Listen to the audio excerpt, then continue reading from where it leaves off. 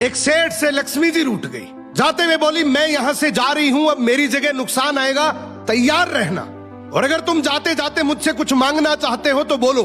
सेठ बहुत समझदार था, बड़ी विनम्रता से बोला, माता नुकसान आ रहा है तो आने दीजिए, बस मुझे आप एक वरदान दीजिए कि मेरे परिवार में हमेशा सुख शांति बनी रहे। लक्ष्मी जी मुस्कुराई, तथास्तु कहा और वहां से चली गई।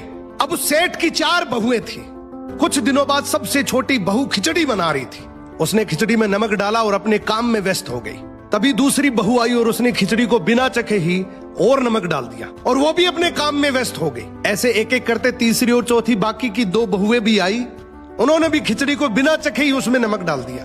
अब रात को सबसे पहले सेठ खाना खाने बैठा।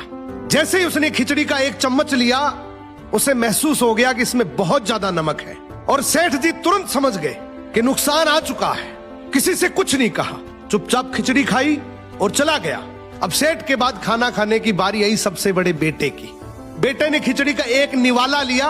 उसने परिवार वालों से पूछा, पिताजी ने खाना खा लिया? उन्होंने कुछ कहा? तो बाकी सबने जवाब दिया, हाँ पिताजी ने तो खाना खा लिया, लेकिन किसी से कुछ नहीं कहा। तो बड़े बेटे ने भी चुपचाप खिचड़ी खाई और चला गया।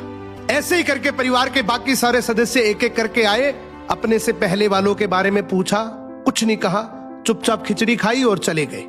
अब रात को सेठ जी सो रहे थे, सपने में नुकसान आया और हाथ जोड़कर बोला, भाई मैं यहां से जा रहा हूं, मैं यहां नहीं रह सकता।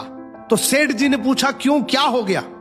नुकसान बोला, तुम सबने मिलकर 1 किलो नमक खा लिया, पर मजाल है कोई किसी पर नहीं चिल्लाया, किसी ने गुस्सा नहीं किया, सब शांत रहे। अब जिस परिवार में इतनी सुख शांति हो, आपस में इतना प्यार हो, वहां पर मैं नहीं रह सकता। निष्कर्ष कि जिंदगी है तो उतार चढ़ाव, दुख सुख, फायदा नुकसान सब चलता रहेगा, लेकिन जिस परिवार में आपस में लोगों में प्यार है, सुख शांति है, छोटे में आदर, बड़े में बड़प्पन है, क्या बात है।